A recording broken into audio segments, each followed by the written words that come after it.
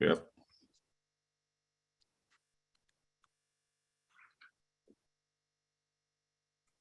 Got it. So we are ready. And also, Patrick, yeah. Also, Patrick, if I'm off of the laptop on YouTube, if you see a phone call coming in 534-6451, that'll be me coming in on my cell. Okay. What was that number? 843-534-6451.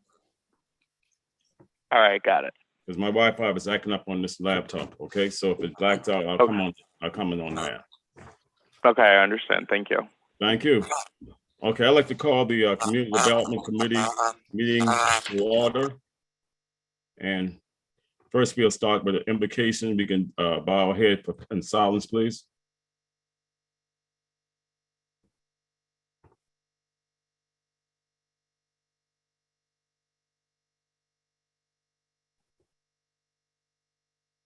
Amen.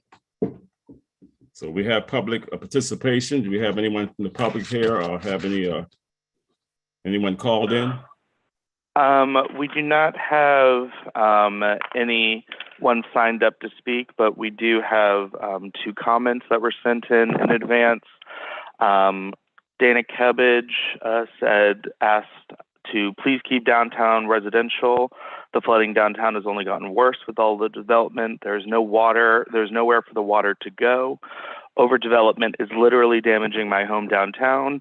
If you don't allow rezoning, it is a step forward in caring about the actual residents of downtown Charleston. Developers do not need more money, and we do not need more people, cars, or traffic downtown. And then Annabelle France said, please stop tearing down Charleston's charm and replacing it with building after building. And those are all the comments that we received. All right, thank you. We'll take them under consideration. And we'll move on down to now item B, approval of September 15th, 2022 minutes. Can I have a motion, please? Move for approval. Second. Okay, it was moving second. All in favor, vote by saying aye. Aye. The ayes have it. We'll move right on down to old business, which is number C. The first number under old business is the ordinance to amend Chapter 7, Article 4 of Housing Code of the City of Charleston, South Carolina, to add a new division for implementing a pilot program requiring the registration of residential rental units. Good afternoon. I'll be presenting on that one. Right. As requested, this is a very pared down version of the prior rental registry ordinance that went to council. The pilot program will be initiated in the Cannonboro Elliott neighborhood. There is no rental permit component with this. In addition, there are no property inspections associated. It'll be a simple registration for all rental units. And the application requires an emergency contact as well as a responsible local representative, which either lives or works within a 30-mile radius unless the landlord falls within that vicinity. The enforcement component would be a summons to the livability court if a rental unit that should be registered is not. And finally, the landlord, responsible local representative, tenant, and occupants of the rental unit are subject to other violations of city code. And I'm happy to answer any questions that there might be about the revised draft. Thank you. If you have any questions from the committee. I had one. I had a couple. And I think it's the whereas on the second page top of the second page of the ordinance. And it's the section where we talk about Canada Elliott Borough. Yes. I wonder if we can soften that just a bit. And this was my rewrite. The Canada Elliott Borough neighborhood volunteered to participate in this pilot project after experiencing a number of disturbance calls in 2021, period. And why I said that is because it looked like we were we were just trying to adapt the language to Elliott Borough that we had for the East Side. I mean, basically. And I just thought, just make it softer, as opposed to saying that they had the highest number of disturbances, blah, blah, blah. Well, we said that about the East Side too. So the question is, which is it? And I'm just saying, you know, in order for us to just not have to deal with that issue, let's just say they had high number. And as a result of the high number, blah, blah, blah, blah, blah. We can make that change. And there was a small distinction. I believe that with the prior draft, it was the highest rate of calls. There weren't as many, but per the ratio of rental units to calls was higher. But I'm happy to make that change. Yeah, I saw that, but I just thought it was sort of a distinction without a difference, really. But, you know, I just think that we can soften it. And it's up to you guys. The second question I had, I think it's section 7132, that deals with the consequences of not being registered. See that section? Yes. I thought the consequences were great, but nowhere in the ordinance do I see any tie to potential violation of the permit. I mean, I know this is a registration, okay? But to me, if we found some code enforcement violation, okay, and it's substantiated, that can have an effect on the permit. Am I correct? There is no permit. And so the idea is you either register or you don't. And if you're not registered, then you get a summons to livability court. If you're registered, then we have the various contact information required, and you're subject to code violations and you're easier to find. So if you're not registered, then you get a summons. No, I understand that. Okay. And as distinct from the permit. Am I correct? There is no permit. It's just a registration. There's a business license, isn't there? No. There's only a business license for those who have 2 or more. Okay. And my question is, if the consequences of either being registered and having some code enforcement violations, can't that tie back to potential violations of the business license? That may be that. I don't believe that was in any of the prior drafts, but if that's something that the committee would like us to look at. Well, I think it strengthens it. I think it strengthens it somewhat. Okay. So if I'm not mistaken, if I may butt in, you know, we have existing language in our business license permitting and all that. If you are a public nuisance, that you're subject to review for your business license. Isn't that correct, Dan? Yes, it is it's an annual re-application. So the whole, you know, this did get pared down, you know, kind of. No. I clearly understand, but I still think that there should be some connectivity. While the business ordinance makes the connectivity, why can't we just cross-reference it? You can cross-reference it, sure. That's all I'm talking about. Oh, okay. Otherwise, it's kind of soft, the consequences. Well, yeah, but you have consequences for those other violations. I mean, if somebody calls in and you're breaking the law and you get a summons and a complaint and all for whatever that violation is, But the point I'm making there is one thing, Councilman Gregory, if everyone would mute their microphone, please, because we're getting so much feedback. I'm getting so much feedback. So if you're not speaking, would you please mute your mics, please? Yeah, I don't think we're in disagreement, Mayor, at all. You know, all I'm saying is that I think that there should be a cross-reference with regard to violations, which may warrant, okay, at least our taking a look at the business license. That's all I'm saying.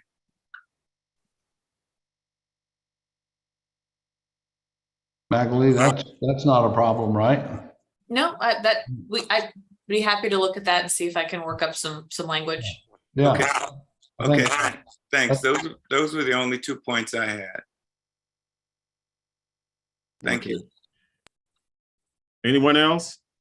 Well, you'll take a look at that and try to resolve that situation so we can move forward with this. Councilmember Saccharin has his hand up. Oh, Councilman Sacrum? I didn't see you. Thank you, Chair. Just 2 quick questions on my end. Dan is on, right, Mr. Ricchio? Yes, sir, right up here. Quick question for you. Are you feeling like this is heading in the right direction? That's one question. And the second question is, has Marion Hawkins vetted this, seen any preliminary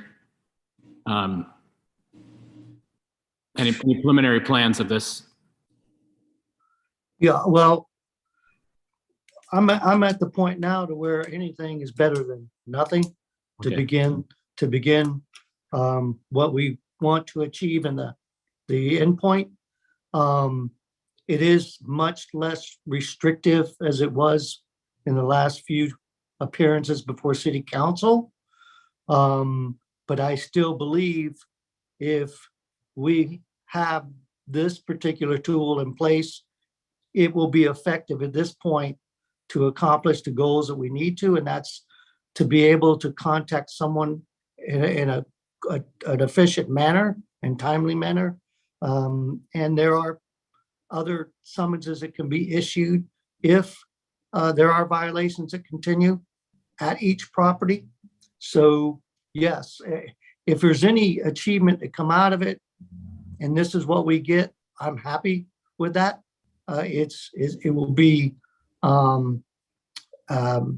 won't say easy to enforce, but it will be much easier to enforce.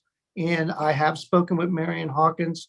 I did explain to him how we were going to pare it down to just having a registration versus a permit, but at least we can start at that point and build upon it in the future if we need to. And he was receptive to that. Thank you, Dan. And Councilman Sacrum, I spoke with Marion too, quite a few times. And he was really satisfied with getting the registration done immediately. And this is one thing they want to at least start with something, even if we have to come back and do some amendments to it, but get the registration done ASAP. So this is one thing they were looking forward to. So that's why a lot of these other things was removed. Mr. Mayor? So that concept of the tying this to the business license, Magali, I thought a minimum number of units that you required to have a business license was 3 or 4, and we were going to reduce it to 2. Is that being accomplished in this ordinance? That's right. The current number is 5 or more, and we are making it 2 or more. So we would also need to amend that other section of the ordinance if this is approved as well. Oh, great. So I raise that because this does add a little more accountability other than the folks that just own one property, that we will be asking them to take out a business license. And even though it's not a permit, it kind of expands the usage of our business license, and to the extent that we can withdraw a business license if repeated offenses occur, then it does in the long run, maybe in another step, but in the long run accomplishes what we first set out to do, right, Dan? Yes, sir. Absolutely. Yeah. Okay, great. Thank you. Any other questions for So with this item, what's the pleasure on this item to hold off again? I think No. I think we should move forward with it, you know, if Okay. everybody agrees with the amendments. Oh, it's up to the committee. I move for approval. The necessary changes. Yes, Amended? yes. I'll second. Okay, we move in second that we move forward with the registration, rental registration, with the amendments. All in favor, vote by saying aye. Aye. Opposes? Opposes? The ayes have it. We're going to move forward with the rental registration and the changes, the amendments that's going to be taking place, and that will be coming back to us. So this will let us know exactly what it is that's already been approved. But we want to make sure when it comes back to council, when we vote on that, all these changes that's already is going to be included in that particular voter's registration. Is that satisfactory? Yeah, Mr. Chairman. Yeah, Mr. Councilman Waring? Yeah, that's satisfactory. Is this going to be for the whole city, or just going to whole peninsula, or is this going to be targeted in a certain community first? Well, we are talking about the pilot program coming into the LA Borough, Cannon Borough, but hopefully this is going to be totally for the city of Charleston. We cannot just No, I understand, but I remember there were times we were talking about yeah, but it's starting in one portion of town and then eventually. That's what's going to happen. They're going to start at LA Borough, Cannon Borough, and then I think eventually it's going to spread out through the city of Charleston. That's correct. Okay. Yes, sir. The pilot will begin there. We will test it. We will tweak it as it goes. And we will continue with the other neighborhoods in the surrounding area in the peninsula, and then eventually it will be citywide. So after the pilot period is over, are we going to get a report, or just going to automatically apply to the No. residents? Yeah. I'll come to council with a full report Okay. of the progress, and before we decide to even, well, you guys would have to approve it anyway to continue with the after the pilot is completed, and we will once your approval is given, make it citywide. Sounds great. Thank you. And Dan, how long does the pilot program last? I can't remember exactly. Well, I've been asked that a few times. I want to say a minimum. I mean, it's going to take time. I would say the maximum would be 6 months. Okay. That's usually what we go with, and to test out any pilot. So yeah, I would say at least 6 months. That's fine. That's fine. I just want to get an idea. And I just add to that that the ordinance does provide that language regarding the expansion to fall within council's discretion based on the updates that are provided by staff on the status of the program. Oh, good enough. Thank you for that. Councilwoman. And Mr. Chairman, Council Member Parker has her hand up. Councilmember Parker? Hi, thank you, Mr. Chairman. I was not going to, I saw the language as far as this not being added, it will have to come back before City Council, because I did share in City Council that we really don't want this on James Island. So hearing that from Mr. Riccio, that this is now sort of the scope is to bring this to the entire city.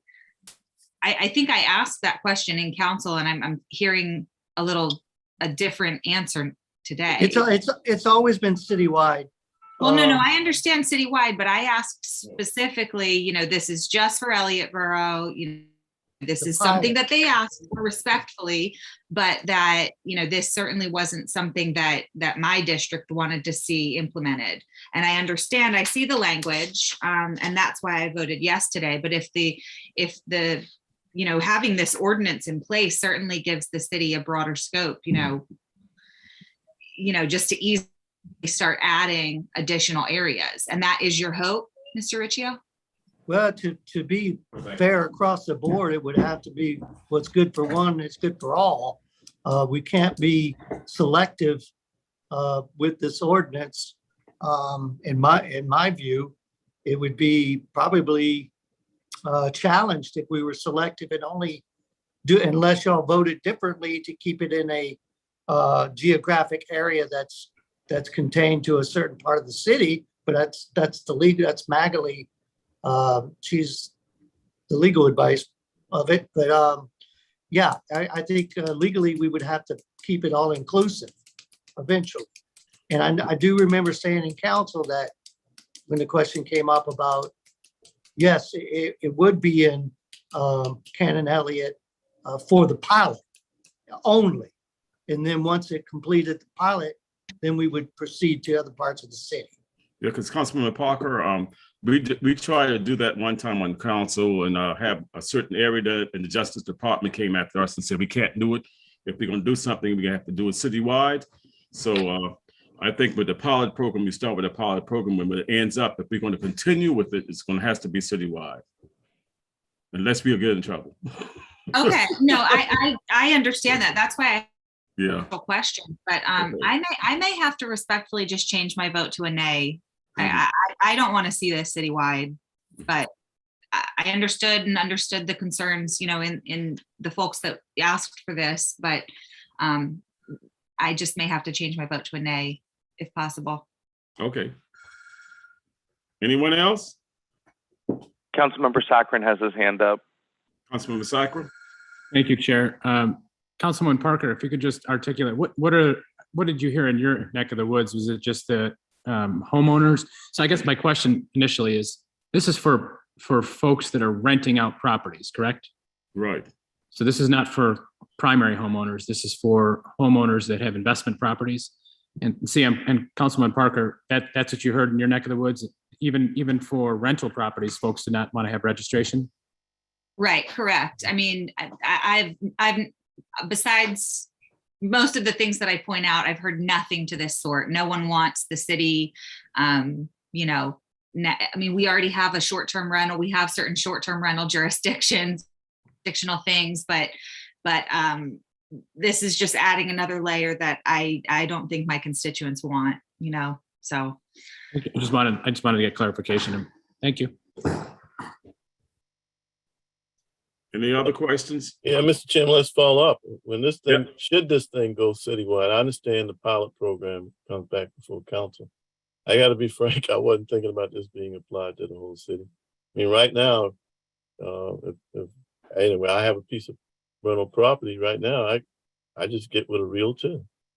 You know, we get tenants and we rent it out. How would that process change if this were to go citywide? The only difference would be that you would need to complete an application form with the required information.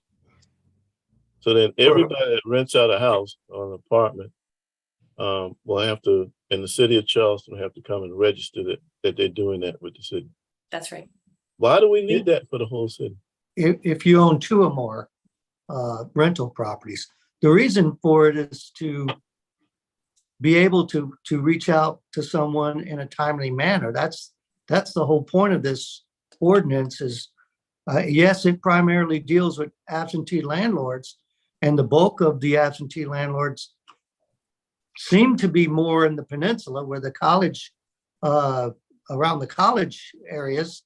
I can honestly tell you that we have much less problems of notifying owners, West Ashley, James Island, Johns Island.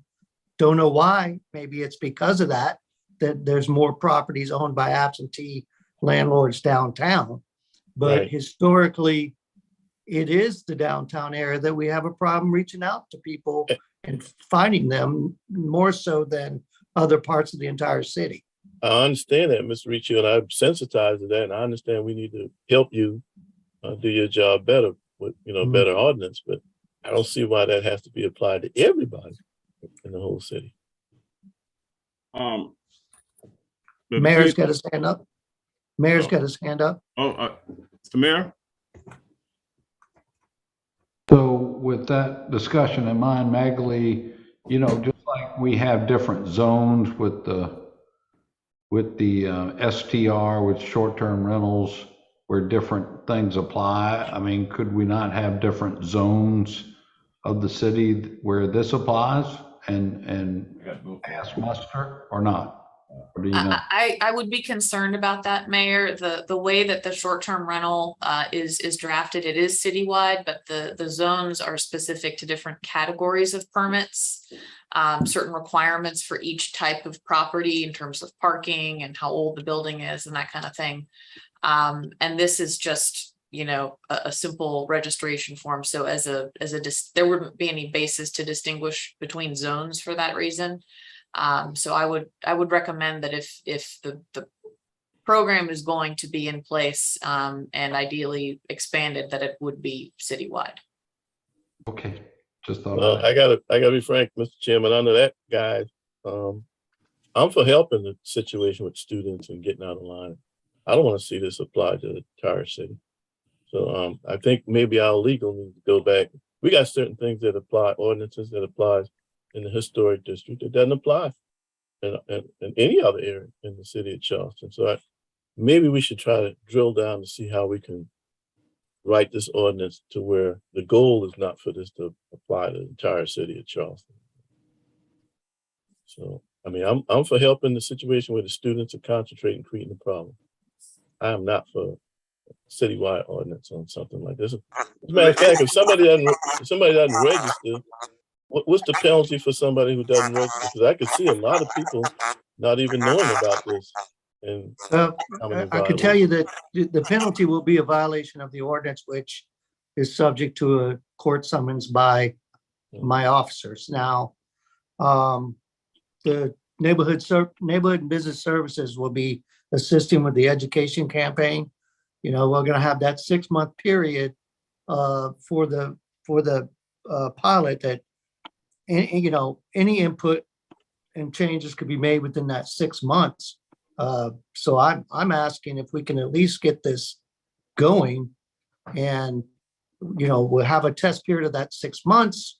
And if there's legally can be done with the zones and centralizing it to the downtown area, which I agree with Magley. It seems problematic if you don't include everyone, but I'm sure zoning wise, we might be able to.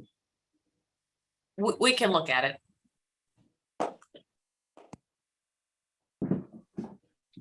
Ms. Parker's got it. Any other questions? Councilman Ms. Parker's got it.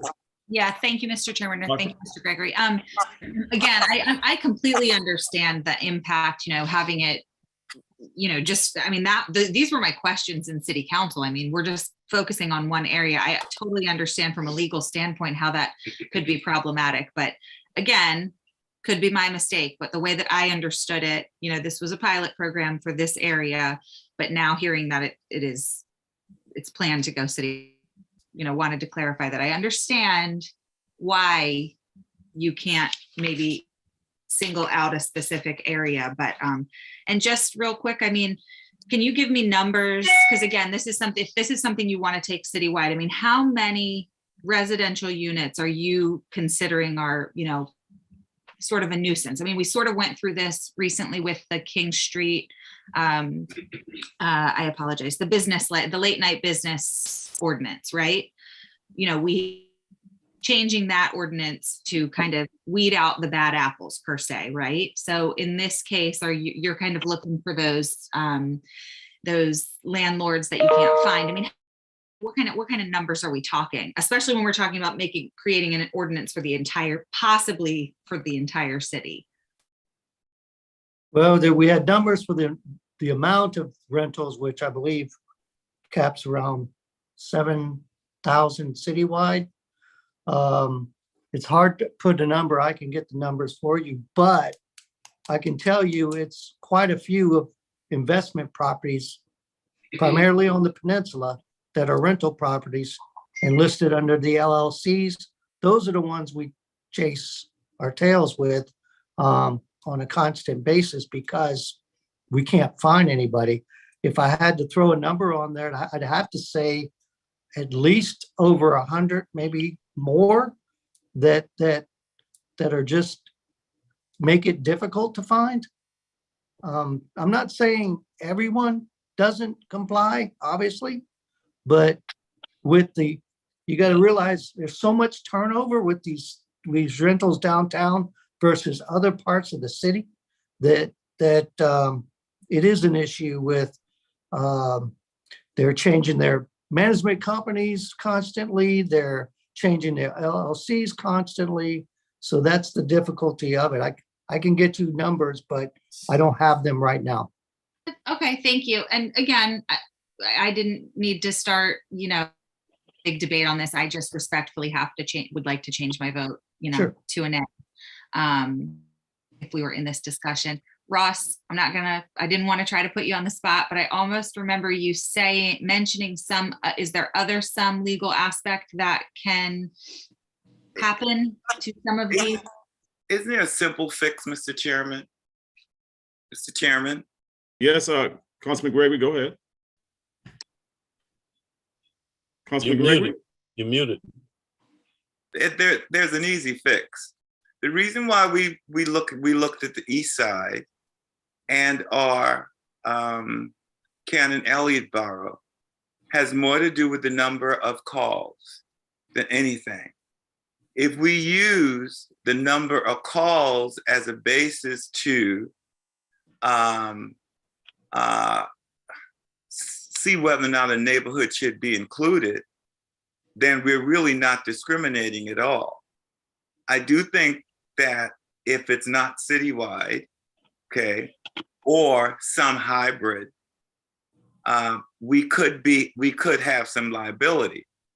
But I do think that if we base the participation of a particular neighborhood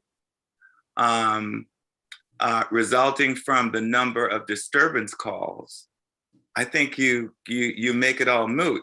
And it addresses Councilmember Parker's issue, as well as Councilmember Waring's reservation, because we're just doing the pilot, and I'm sure during the pilot, there'll be calls coming in from different parts of the city. And again, I think if we just base it on a number of disturbances to determine whether or not a neighborhood should or shouldn't be included, it comes off as more performance-based. Just a suggestion. You see on my screen. Any other questions on how we're going to deal Powell with this? has his hand up, Mr. Chairman. Okay, Councilman Powell, I didn't see it. Thank you, Mr. Chairman and Mr. Mayor. And I think Councilman Gregory just hit on to something very important here.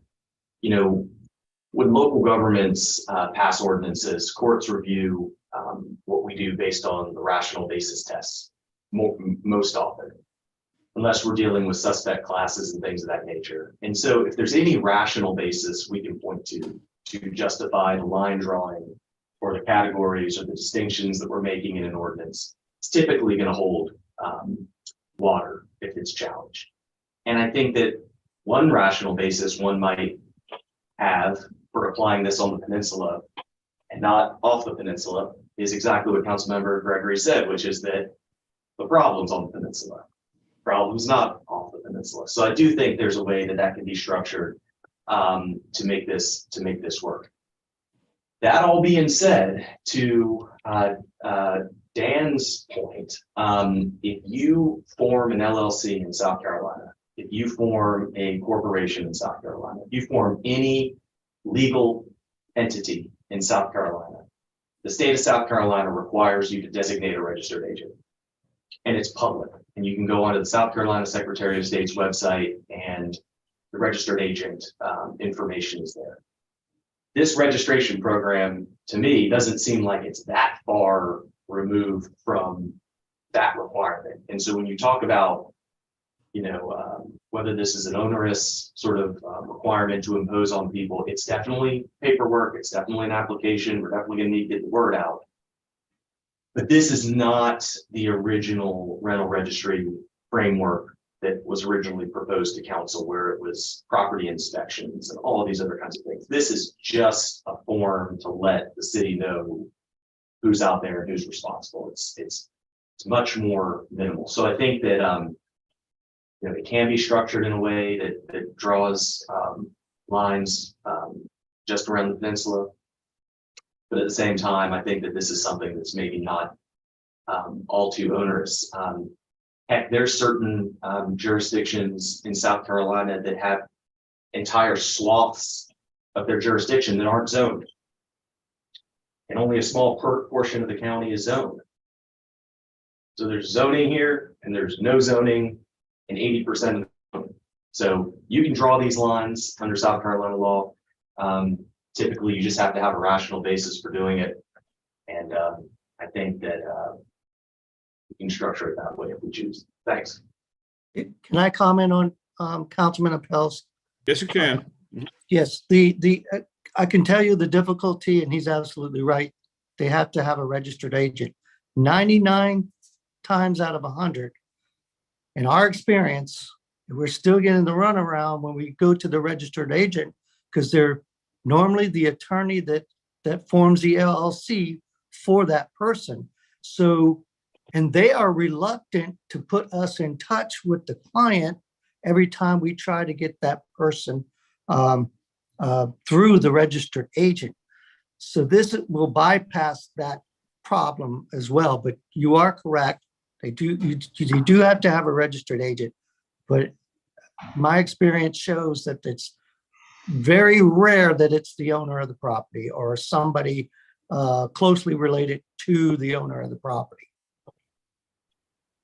Mr. Chairman, if I may add to that, I'm looking at the website right now, and I've done this before, and my memory got jogged, but they don't give you a phone number or email address. They just give you a mailing address.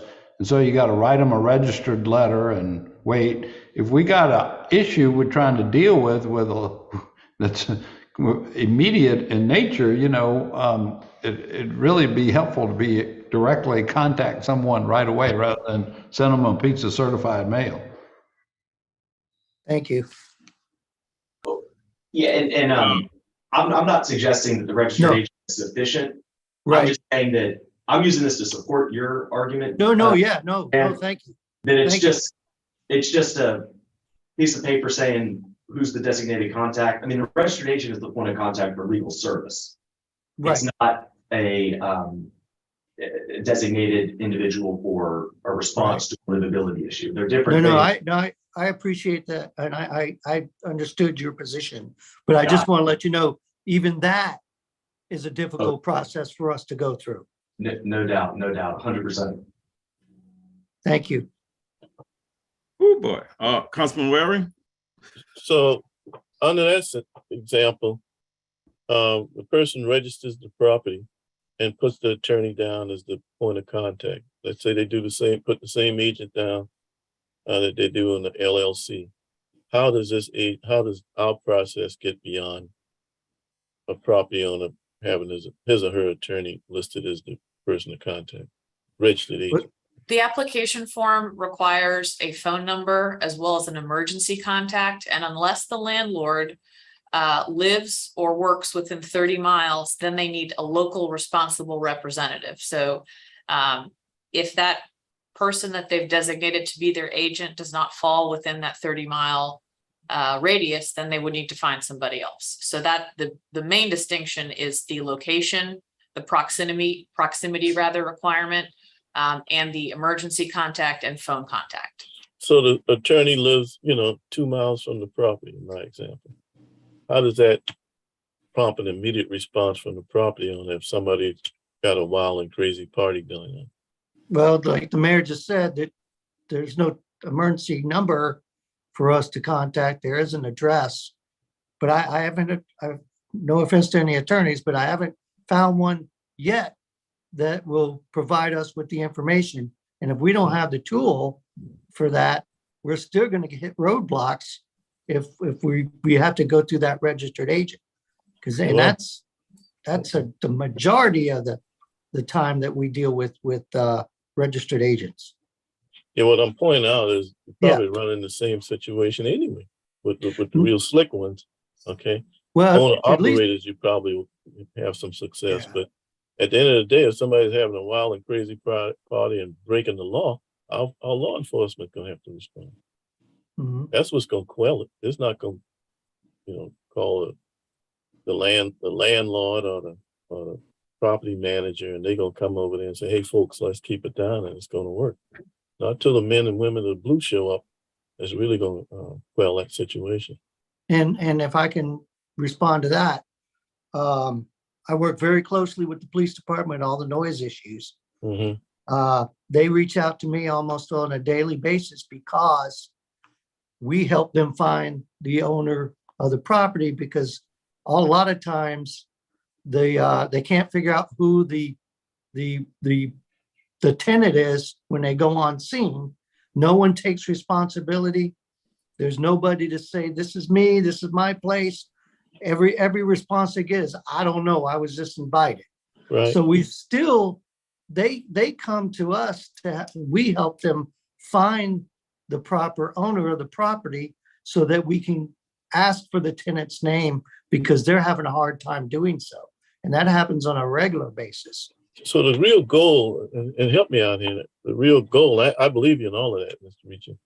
The real goal here is not so much the troubling event, because I guess our police will take care of that part. It's to find a responsible person after the troubling event. That's the goal. And if it's somebody we can find, if it's really, at least it's another resource for the police. If they get to a situation and they need to contact the owner of a rental property, it can still be used in that facet. However, a lot of ours is reactive versus proactive and responding to the residents at the time of offense. It is really for follow-up and after action and figuring out who's responsible and who's going to start taking care of it. And to that point, I would add that one of the requirements for the registration is that for every rental unit, either the landlord or their agent must be able to respond to tenant or emergency calls within a reasonable time upon dispatch. And I think that's really the addressing that concern. Well, let me ask another question. In this particular case, let's just use property taxes. They still run into registered agents and absentee property owners. And let's say the people don't pay the taxes. The real penalty is you don't pay the taxes and the penalties and all of that, your property's going to be auctioned off. What is that punitive part in the law that says you don't respond, we're going to auction your property off? When it comes to these responsible parties who are disturbing the quietness of our neighborhoods, what can we put in our ordinance to make it punitive when they don't respond? Well, we can, once we obtain the information, we already have the ordinances in place. For example, say there's loud noise, there's disturbance, there's vandalism, whatever, and we can't get them then.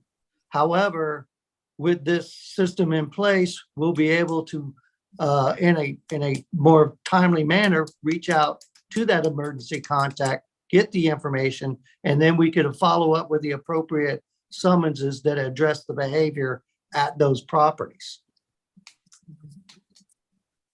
So the landlord wasn't there, and again, the tenant just raised Cain in the community. The landlord can go to jail? No, sir. No. Well, the landlord can be cited, and that's in the law now. Anybody associated with any property can be cited with the livability summons. The tenant, the owner, the landlord, all of the above. So how did the landlord break the law? In other words, the tenant is the one that, I don't know, because maybe they're let's assaulted responsible, according to our ordinances, they're responsible for the actions of their tenants on the property. I'll be frank, that's real fuzzy. So the tenant can go scot-free, but the landlord gets in the orange jumpsuit. No. The first point of contact or the person who is violating is the person who's going to be responsible and issued a citation. Okay. If for some reason we have to go a further step and we can't get in touch with or can't find out the tenant, we're not going to cite the owner or the landlord if they cooperate and give us that information, and we go back and take care of it with the tenant. So there's nothing punitive for the owner for being cooperative with us.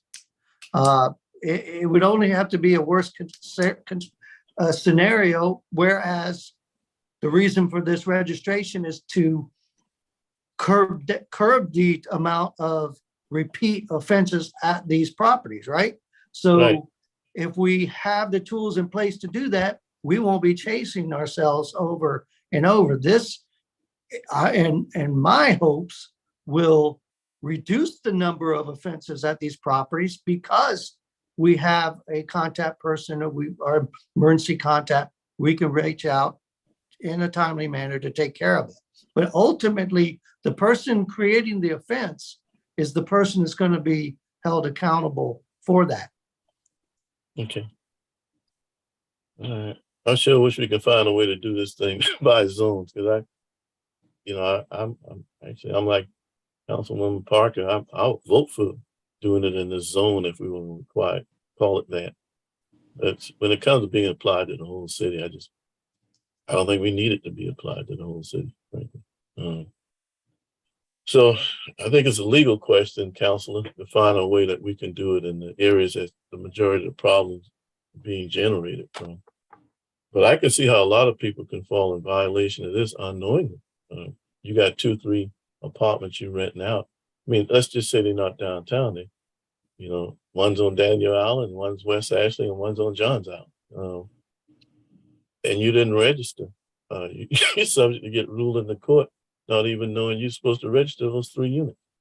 So we're going to make sure, like in any ordinance that or pilot program that we get involved with, we do a serious outreach to ensure, and we're not going to be heavy-handed if they didn't know, we're not going to. I know you and how professional you are. You will try to get the information out, but let me see, 2 years ago, almost 3 years ago, we passed an affordable ordinance that would create, if you did smaller lots, if you built affordable housing. And I would tell you the majority of engineering firms that develop things in this city, they don't even know we did it.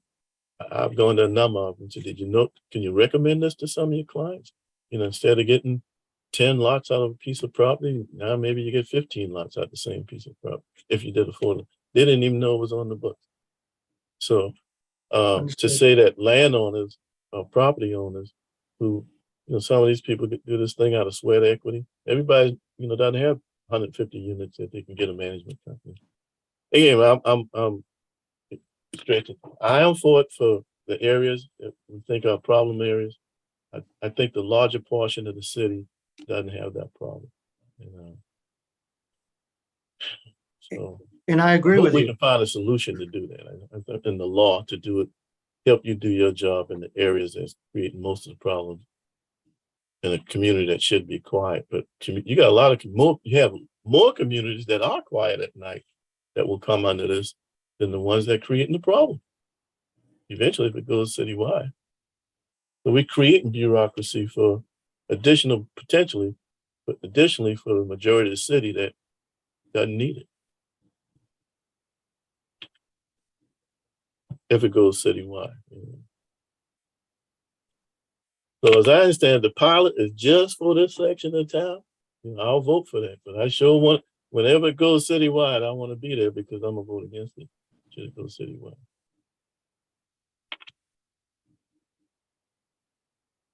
So are we going forward, or are we going to, are you happy with the amendments made? What's the pleasure of the committee? Yeah, I think we already voted on it. Already I thought voted. so. Yeah. Well, let me ask this. Trying to show that Councilmember Parker votes no against it. She requested that. But other than that, it's been approved, hasn't it? It has been approved by vote, but let me ask this. Is our legal department going to continue to search to see whether we can condense this to the areas on the peninsula that's creating a problem? Or yes, this is going to be it? No, yes, we've discussed that, and okay, good. She said she would look at those options before we come back to council after the pilot is done. Correct? Yep. All right, that makes sense. Thank you. I think we lost Chairman Mitchell. Councilmember Saccharin, do you mind taking over until he hops back on? No, not at all. I don't have the agenda in front of me, so could you share that or pop it on the screen? New business. Yeah, you're fine. Yeah, under new business, a resolution certifying property located at 11.5 St. Philip Street as an abandoned building site under section 1267-160 of South Carolina Code.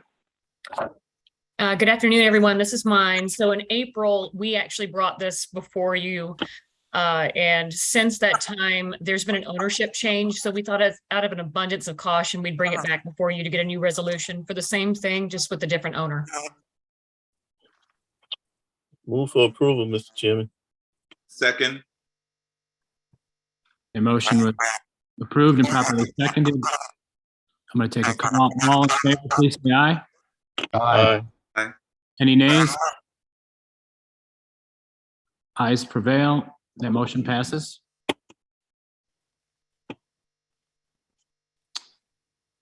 And then, here, 1 second. We actually might have Councilmember Mitchell hopping back on.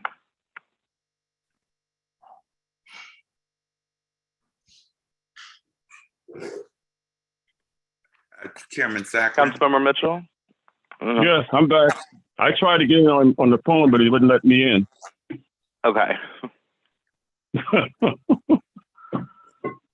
Chairman Mitchell, do you want me to? Chairman Mitchell, do you want me to handle the rest of the meeting, or are you good? Yeah, go ahead. Yeah, you go ahead. Go ahead and handle it right now because I can't see. So go ahead and handle it right now for me. Let me just pop up the agenda 1 second. And Mr. Chairman, I'm going to have to leave at 4 o'clock. Yes, I remember. Good. I'll still be on. I'll get back on. Thank you. Our presenter for item D2 had to leave the meeting because of an emergency, so she will not be here to do that. We are going to move on to D3 under new business. Gotcha, and that is the homeless outreach presentation by Emily Beck. That is correct. And if everybody could mute if they're not speaking, that would help with the feedback. Thank you so much. Thank Patrick. And Emily, the floor is yours. Mr. Chairman, let me ask this before we get in that presentation. I actually had a piece of old business to bring up that's not on the agenda. We're now in the new business. I just wanted to bring that up before Councilmember Gregory left. That's fine. Probably be in order.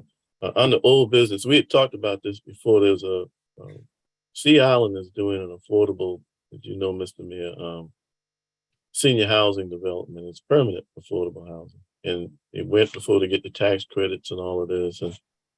And my understanding that they got, I don't know, partial tax credits. But long story short, there's some $1.7, $1.8 million short from being able to put shovels in the ground. I'm told we don't have any money. And I just think there's an opportunity. How many times we get a chance to create? As a matter of fact, we amended the PUD that had been in place for about 10 years to, it was supposed to be medical office buildings going in this spot. We amended it to allow the affordable senior housing to go there. They've got their bank financing lined up, but they need another 1.8 million. I wanted to bring that, put that back on the agenda for this, I'm sure for the next meeting, but I think it's an opportunity that we shouldn't let die. The county process is not as ready yet. They put 20 million aside, but they still have problems even with the committee that's supposed to discern how that money is going to be divided. So hopefully we can find a way to get 1.8 million to help these affordable housing units come in reality. They're permanent? They're permanent affordable housing. Thank you. So I want to just put that back on maybe for the next meeting. Thank you, Councilman Waring. So for the record, I'm not sure who's taking notes, if it's Patrick or let the record state that Councilman Waring would like to add that to the next agenda item, our next CD meeting. Right. Thank you. Yep, noted. We are good. Thank you so much. And sorry about that, Ms. Beck. You are up next. No problem. Hey, everybody. I appreciate you guys giving me a chance to come back and speak to you. you all could mute your phone, please. Just by Councilman Mitchell, Diane line.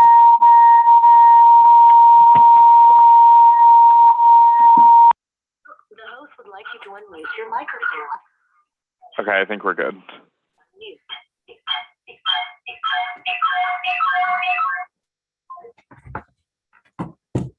Councilmember Mitchell, are you there? Yes, Okay. I'm back. I'm back again. Okay. Okay. That's crazy. All right. So I going. can go ahead and get started, and I will keep it brief because I know that it's already 4. But I am just on here today to tell y'all a little bit about what we do for our homeless outreach. We get a lot of emails and calls from you all, as well as community members that are, relaying to us concerns and people who might be in need of assistance. And so I wanted to provide some clarity about our team and what they do and what our role is in homelessness response. So let me pull up my PowerPoint here.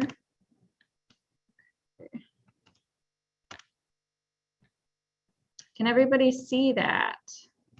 Let's see. Yes. Awesome. Very good.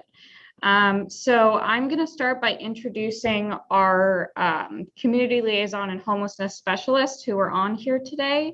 We're so excited to have them aboard, and they both are fairly new. So I will let Marquetta, if you want to go ahead and start and just give a brief introduction. Hi, good afternoon, everybody. Good afternoon. Hi, I'm Marquetta Barnett, and of course, I am very new to the city. I am one of the community liaison homelessness specialists here in Charleston, and I do the outreach within the community, reaching out to the homeless individuals. And I also partake with being part of the Hope Center here in Charleston as well, too. And it's nice to meet everyone. Hi. Thank you, Marquetta. So we can go ahead and pass it over to Kitwana, who I think literally started last week. So Kitwana, if you want to give a brief introduction. Sure. Hello, everyone. I'm Kitwana Walker. I'm originally from Miami, Florida, and I am a community liaison homelessness specialist. I've been working with the homeless population going on 14 years now, and I'm glad to be working with you all. Thank you so much.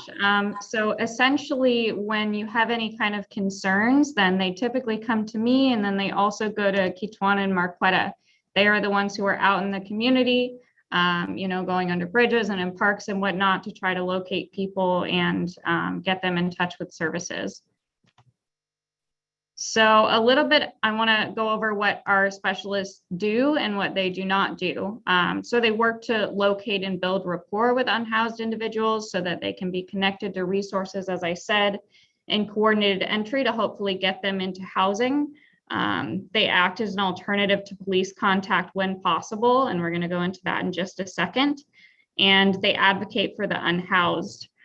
So, they are primarily the ones that are on the street in the Tri-County, trying to locate people that otherwise wouldn't reach out to find services. And then I want to go over what our outreach specialists do not do and kind of correct some of the misconceptions around this. So they don't respond to urgent reports of violence or mental health emergencies. They don't ticket, arrest, or relocate individuals. They don't place people into housing. They don't clean up trash or litter, and they don't do transports at this time. So a lot of these issues are police issues. And so that's why we just really want to distinguish when it's appropriate to call the police. If there's any kind of safety issue or concern, then our specialists are not the one to contact. If there's somebody who is, you all feel like is in need of assistance, sitting on a park bench and you feel like they're unhoused, we're not going to ask them to move because it's legal for them to be on a park bench, but we might come up and say, hey, are you in need of resources? Can we try to connect you with some partners who might be able to help? So some other tasks that they do, it's really important that they stay up to date on all different community resources. So we have monthly calls with service providers, and it probably has like 30 to 50 providers on there that share updates about what they do, when they have funding, if they're having, you know, like community meals or something on that sort. So they're on those meetings and then constantly in touch with different providers. They visit sites throughout the city of Charleston on a continuous basis, not just once. They maintain thorough and organized documentation so that we can have reports and logs to present to the city. They collaborate with police and other service providers, like I've been saying, and that means sometimes police will go out into the community with them. And there's also a MUSC street wellness team. The VA goes out sometimes, and 180 has a outreach team as well. So it's not always just them out, but it's important that we are collaborative in our outreach efforts. And then they interact with clients always respectfully and always utilizing trauma-informed skills. And that just means being sensitive to the fact that a lot of these individuals have, you know, suffered harm, and that they need an advocate that can, you know, kind of voice concerns for them and whatnot, and try to interact with them in a caring way, because they're not getting that from a lot of the general community. They need that compassion. So what does street outreach look like? Essentially, our outreach specialists first prepare to go out in the field. They have resource cards. They have handouts when it's possible, so waters and snacks. And they're making sure that they're safe too. So they have weather items like a raincoat. They have steel-toed boots that the city issues them. So safety is our biggest priority for sure. And then, like I said, they visit different locations in the city where the unhoused are, you know, known to be or have been identified by a number of y'all. And then they connect with people. They assess what kind of needs they might have and refer to different service providers in the area. We have access to the homeless management system, and so we try to enter people in there, secure their names, and just get familiar with them, build that rapport and trust. And there are a number of individuals who don't want their help. They might not give their name or identifying information or anything like that, and that's okay. They're not required to, but that doesn't mean that we give up on trying to offer them resources, because they might not want those today, but they might want them tomorrow. So we just kind of continually visit them and see if their minds have changed, or if there's anything that we can do to fill the gap before they can become housed. And then, like I said, they document where the visit occurred, who was encountered, and what kind of resources might have been given. And then they do follow-up visits on an ongoing basis and check in, coordinate with any different providers that they may have been referred to. So then I just wanted to quickly go over some resources. When people call me or they contact Marquetta or Kitwana, these are some of the things that we tell them. This is like certainly not all encompassing. There are many, many resources in the Tri-County. But these are some of the baseline things that we use. If people are literally homeless by HUD definition, and this means staying somewhere that's not inhabitable for humans, then they can call the housing crisis line, and they first do diversion to see if there's a different route than just putting them on a very long list. But if they need to go on that list, then they'll complete a full assessment and see if they're eligible. We always give out Trident 211. That's a huge resource, and essentially they refer out, they know what kind of services people have available. So we use them a lot, and awesome staff over there that we work with. Y'all know about the Hope Center on 529 Meeting Street that opened in June. So we encourage them to come down there as well and get some basic needs filled. There's a new organization in Charleston called Shelters to Shutters that places people in apartment complexes and employs them at those same complexes. So we refer people that way. Palmetto Community Action Partnership provides rental and utility assistance when it's available, and it's not always available, but they did have some recently. Our City of Charleston outreach workers, and then the City of North Charleston just employed an outreach worker too that we work closely with, Brandon Lilienthal, and he actually came over from the Department of Mental Health, so he has some great skills as well. And then there's some area specific resources. So East Cooper Community Outreach kind of targets Mount Pleasant. James Island Outreach serves James Island and Folly Beach. Our Lady of Mercy has 2 locations, one downtown and one on Johns Island. And then Neighbors Together in North Charleston. So these area specific ones definitely cater towards those people that are immediately around them, but there are also services that they have for everybody in the Tri-County. Just some numbers for you. People who were served via outreach between June 1st, 2021 and May 31st, excuse me, 2022, outreach staff had 600 encounters with unhoused individuals. So that was 128 new contacts and 472 contacts of people they had encountered once before. I know that this doesn't go up until the day that we're meeting today, but that's because this is the program year that we had to submit a recent report for. So we should have some updated numbers very soon. And then some things that I ask everybody to keep in mind, and this is kind of the form of advocacy. So council members, if you're interacting with your constituents, these are some things that you can relate to them. Unhoused individuals are part of our community. They're not separate or other from us. So we call them our unhoused neighbors for a reason. They are a part of the City of Charleston citizens. Anyone can experience housing instability or become unhoused. It's much easier than y'all think. And I think that we discovered this during the pandemic. Unhoused individuals have hobbies, interests, and dislikes, just like you or I. They are entitled to enjoy local parks, waterfronts, walk through the city at their leisure, access public restrooms, and utilize benches, so long as they are not breaking any laws or ordinances. And this is a really important one because this is what we get a lot of calls about, for people to be removed from a space that they're legally allowed to be at. So I do remind people, we can go out and try to connect with them and offer them resources. They're not always going to take them, and we're not going to force them to move because they're allowed to be there just like you are. Unhoused individuals are often marginalized, judged, under-resourced, and voiceless. So just keeping this in mind in our interactions with the community, so that we are making sure that people know to just be caring and compassionate when we're talking about these people, because they are very vulnerable. So we want to do everything we can to help.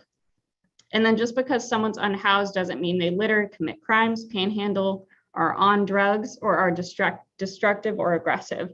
So we do get reports about crimes, and it's assumed that the unhoused individuals are the ones who are perpetrating those. And that is not always the case. And so we want to be careful about our assumptions there. So that is all for my presentation, and I'm happy to take any questions you might have. I hope that this cleared up some misconceptions or gave some advice about when people are contacting you and telling you about unhoused individuals, because I know that it's certainly a difficult situation. And the answer is always, we're doing what we can. We're expanding our outreach team, which increases our reach and our capacity to serve and respond quickly. Thank you for that information, but Councilman Sacrum, you can follow through and keep it up. No, thank you, Chairman. Thanks, Ms. Beck, for that. Is there any questions? I think Councilman Waring had his hand up. Go ahead, Councilman Waring. Yeah. Anybody aware of anything we're doing from a zoning perspective to help create, tiny house communities? I think, Mr. Mayor, maybe some time ago you had made mention about some things I think City of Columbia is doing up there to provide affordable aspect to units up there. Are we doing anything that, hypothetically, if there's a little tract of land out there to create smaller units for transitional housing? So I think that what we have figured out is there is obviously not a lot of land for us to work with. So we're focusing our efforts on like landlord recruitment and engagement to try to provide landlords incentives to rent to people who are unhoused, who might have housing vouchers, emergency housing vouchers, or people who are low income, or might have barriers like records or credit issues or whatnot. Because the units already exist, then we want to try to use what's here. And I know that that may sound a little bit impractical, but there are things that are being done in other cities that are offering those kinds of incentives, like sign-up bonuses or like an increased security deposit to try to get landlords on board with this. But I understand and I appreciate that, but are we doing anything from a planning perspective or a zoning perspective? Let me put it that point that should a piece of land or a piece of property the city owns could be converted. There was a time right on Hugie Street, Mr. Mayor, you may remember this. We had those little A-frame houses. I know Councilmember Mitchell remembers it. I think they got destroyed by, believe it or not, Formosan termites, and never came back. It would have been right across the street from what was old St. Matthew's Baptist Church, right? Meeting Street, take a left on Hughie, would have been right there on the left-hand side. They worked well for a lot of years because they never got built back. For, I think, the Episcopal Church or something owns that property. But can we, right now, if I wanted to develop, Ross wanted to develop a tiny house community, do we have the zoning that would allow that to happen? I don't think we do. So I think we need to at least position ourselves to be able to, there are a number of cities around the country that's beginning to get examples of smaller unit type housing for people to move in and transition to a better life. And so, I mean, Ms. Beck, I understand trying to get existing housing. I think we have to have a multi-pronged approach on this one. But from a zoning perspective, we could start working on something like that now, if we don't have something already engaged. Well, we have certain zoning categories that allow 19 or 26 units per acre. We added the ADU right. capability for folks. I don't think it's been so much a matter of our zoning as Emily mentioned. If you got a piece of dirt in the city of Charleston, not to be going up. Tiny houses don't they're one level by nature.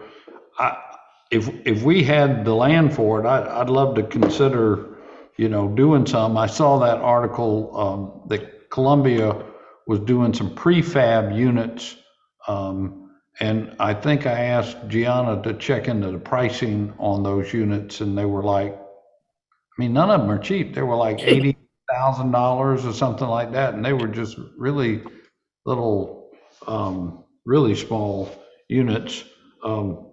This is an aside. This is totally an aside, but I think you might know, I just got back from a delegation trip to Barbados, and they have these little houses that they built, I guess, after their emancipation particularly, and there was a lot of property disputes, and they actually made the houses so that they could be easily moved when there was some dispute. Oh, you don't own that land, you got to move the house, and they had them like in 5 or 6 pieces, and they put it on a cart and move it somewhere else and set it up again. They call them chattel houses.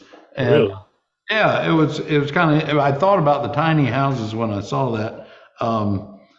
But anyway, I'm happy to have our planning department look at the zoning on that, but honestly, the obstacle has been the availability of affordable land and the maybe the temporary nature of doing something like this. Mr. Mayor, I kind of think if you look at, I know the city has limited lands, but we do have some. The county has some, and I'll tell you who has a lot of land is the school district. And I think a concentrated effort between the confluence of all three to try generate some sites. When you go on charlestoncounty.org, man, you put in Charleston County School District, you see a bunch of property that they own. And certainly the county as well. The city's got some, but not to the extent, obviously, that the county and the school district does. So, a collective effort certainly should be able to find, a few sites that we can overcome the land. Regardless, I'll ask Robert Summerfield to advise us on the zoning aspect. Good deal. All right, thank you. Mr. Chairman, Councilmember Parker has her hand up.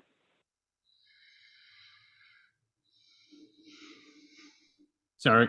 Yeah, go ahead, Councilman Parker. I was muted, sorry. Thank you, Ms. Beck, for that wonderful presentation. And thank you for all that you do. I think when I first met Ms. Johnson, she said that I think you were the only person that worked in this division.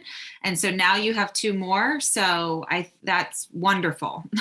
And I really applaud the work that y'all do, because Ms. Johnson shared a lot when we first met. And it really is amazing the work that y'all do for, these citizens. So thank you. Thank you. I appreciate that. Thank you, Councilwoman Parker. And I guess just to add to that, Mayor and council members, to Councilman Waring's point about some of the synergies that we could possibly have. I know the mayor, I mentioned this a couple of weeks back when we did the literacy effort here, Mayor, in the chambers regarding working with the school district a little bit closer. When is the last time? I know you had met with Superintendent Kennedy, but when's the last time our buildings folks met with their buildings and operations folks, just to kind of compare notes? Because I do know that they are desperately looking for affordable housing opportunities. So do you know when that last time was, when our folks met with their folks kind of in a formal capacity? Well, as you mentioned, I met with Superintendent Kennedy, I guess it's been about a month ago.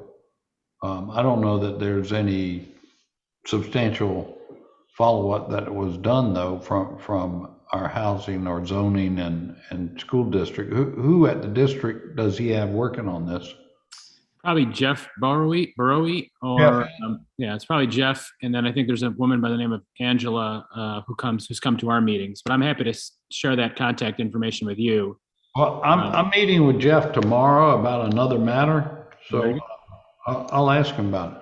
Yeah, I know they're planning something. I think they were looking out in West Ashley, Johns Island area was my initial thought that I've heard from them. Okay. Let me pop up the agenda one more time.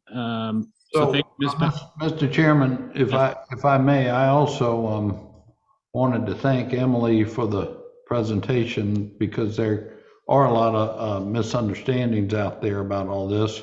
And I think Marquetta is off the call already. I've heard wonderful things about her work already.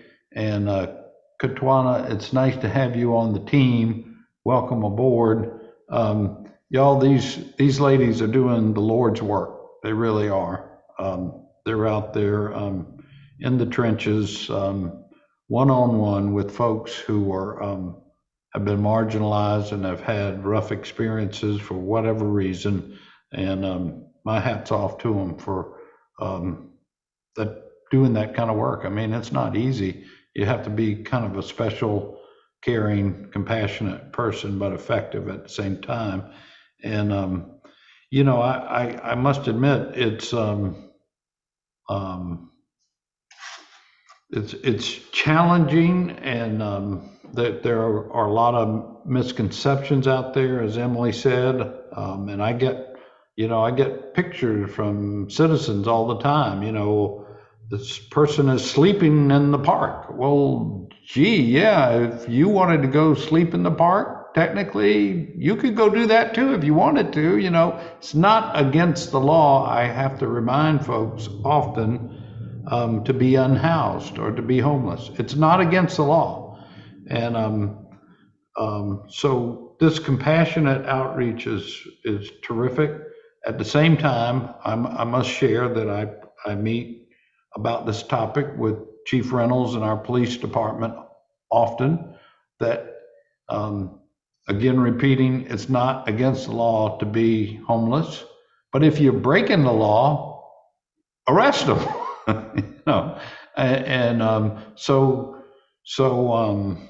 It's a hand in glove thing. There are many unhoused individuals who break no laws, and we try to help them.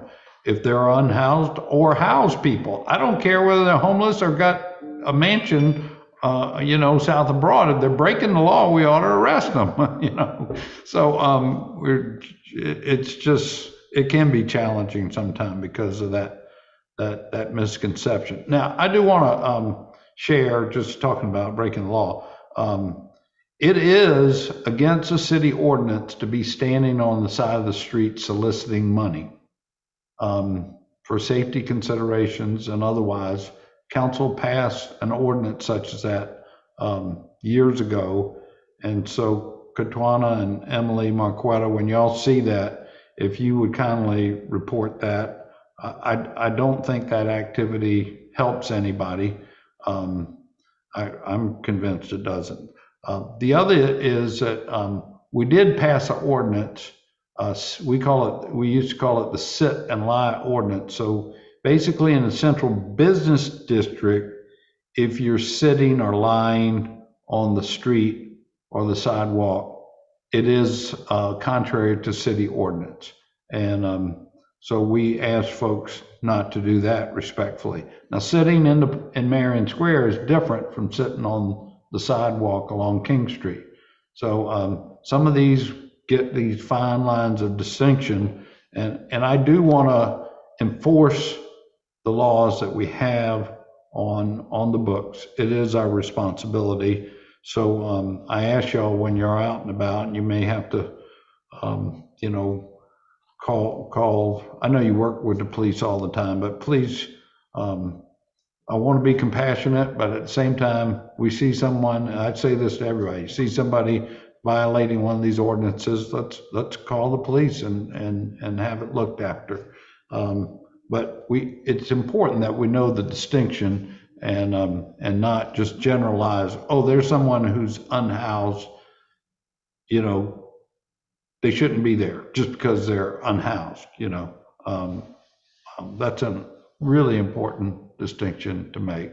And I've carried on too long, but I spent a lot of time dealing with reports about all this myself personally. So I've kind of been in the weeds, but thank you, Emily.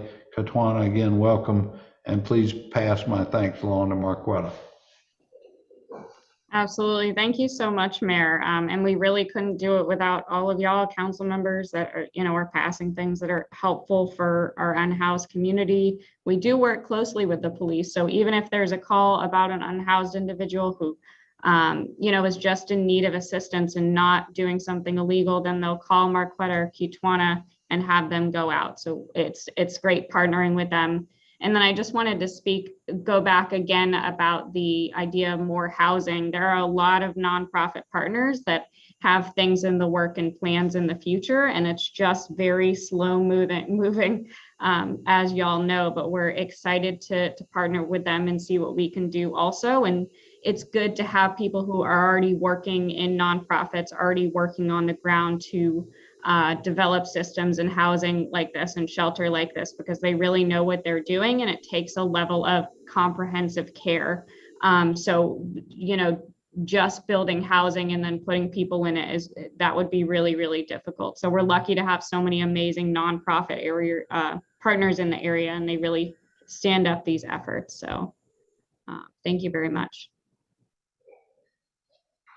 Thank you, Emily, and the rest of the team for that report. It's actually very informative for me. As a downtown resident, you often wonder, as to the mayor's point, is the panhandling legal, and have we passed any ordinances in the past? Is there a way for you to share? Is there? I guess my question would be, and then we can button this up. Is there a emergency hotline or any number that folks can reach out to if they see folks? Perhaps at like Hampton Park, I get calls all the time. Is there a number that we could reach out to or call? So essentially, I would start by sharing the information that we have shared with y'all today, because that might assuage some concerns that they have. But then if there's an ongoing concern or they want to learn more, then you can certainly send them over to me. And we created these little resource cards recently that we can send out to y'all to give the constituents as well.